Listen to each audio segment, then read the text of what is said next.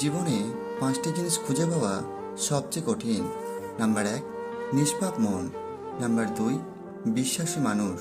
Number 3, কষ্টের ভাগিদার। Number 4, নিঃস্বার্থ ভালোবাসা।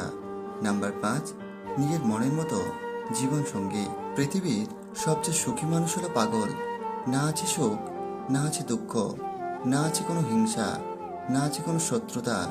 নিজেও ঠকে না, কাউকেই ঠকায় না। একজনকে খুব সুন্দর একটি কথা বলতে শুনলাম, তুমি যদি কাউকে জল আনতে পাঠাও তাহলে সে আগে নিজে খাবে, তারপর তোমার জন্য নিয়ে আসবে। এটা জীবন বন্ধু। সবাই নিজের জন্য বাঁচে, পরে অন্যের কথা ভাবে। তুমি যদি তোমার সময়ের মূল্য না দাও তবে অন্যরাও দেবে না। নিজের সময় ও প্রতিভাকে বাজে বিষয়ে নষ্ট করা বন্ধ করো, তাহলেই সফল হবে। একজন আহত ব্যক্তি যত সহজে তার যন্ত্রণা ভুলে যায়, একজন অপমানিত ব্যক্তি তত সহজে তার অপমান ভুলে যায় না। দিনের আলোতে এমন কোনো কাজ করো না যাতে রাতের ঘুম নষ্ট হয়, আর রাতের অন্ধকারে এমন কাজ করো না যাতে তোমাকে দিনের আলোতে মুখ লুকিয়ে থাকতে হয়। কোনো সময় টাকা বা সম্পত্তির উপর অহংকার করো না। মনে রেখো, সময় রাজাকে ভিখারি, আবার ভিখারিকেও রাজা বানিয়ে দেয়। সময় পারে না এমন কিছুই নেই।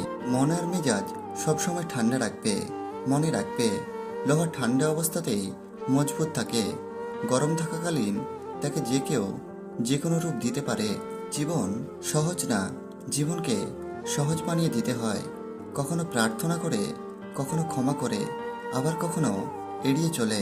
বর্তমান বাস্তবতা, রাজপ্রাসাদের মতো বড় বাড়ি অথচ পরিবার ছোট, ব্যাংক ব্যালেন্স প্রচুর কিন্তু মনে শান্তি নেই।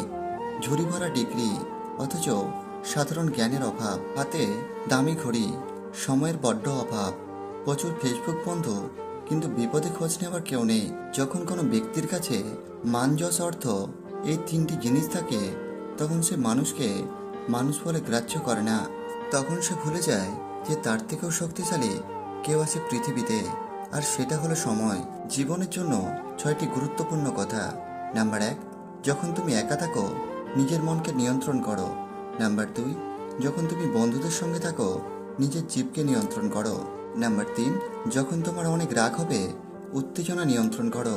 নাম্বার 4, যখন তুমি অনেক মানুষের সামনে আছো নিজের আচরণ নিয়ন্ত্রণ করো। নাম্বার 5, যখন তুমি বিপদে আছো আবেগ নিয়ন্ত্রণ করো। নাম্বার 6, যখন সৃষ্টিকর্তা তোমাকে সব কাজে সফল করে দিচ্ছে নিজের অহংকার নিয়ন্ত্রণ করো। লোকে যা প্রকাশ করে অনেক ক্ষেত্রে সেটা তার আসল চরিত্র নয়। লোকে যা আড়ালে করে সেটাই তার আসল চরিত্র। যদি আয়নায় তার মুখ না দেখা গিয়ে চরিত্র দেখা যেত, তাহলে সব মানুষই তার চরিত্রকে সুন্দর করার প্রতিযোগিতা করত।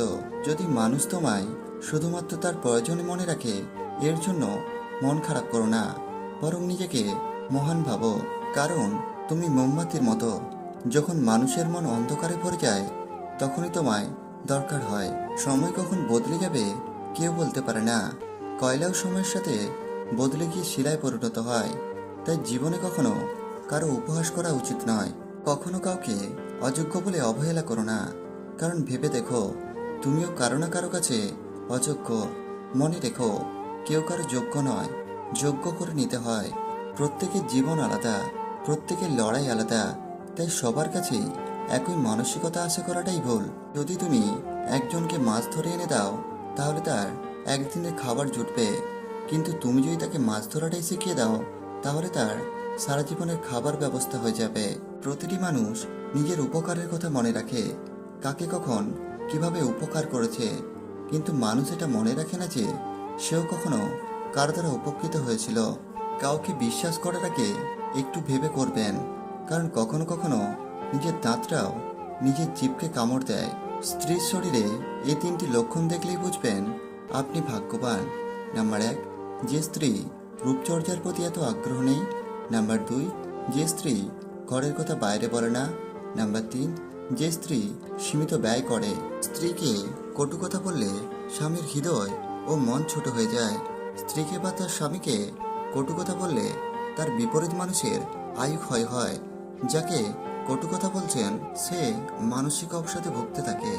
অন্যকে মনে কষ্ট দিলে মনে রাখবেন আপনার কর্মফল তৈরি হলো, তার মানে যে অবিরত চোখের জল পড়ছে, প্রত্যেকের বিপরীত প্রতিক্রিয়া আছে। অন্যের দুঃখের কারণ হলে কিন্তু নিজের দুঃখ আসবে, তাই এরকম কোনো কাজ করবেন না। তো বন্ধুরা, আজকের ভিডিও তোমাদের ভালো লাগে প্লিজ লাইক, কমেন্ট ও আমাদের চ্যানেলটি সাবস্ক্রাইব করতে ভুলবে না। ধন্যবাদ।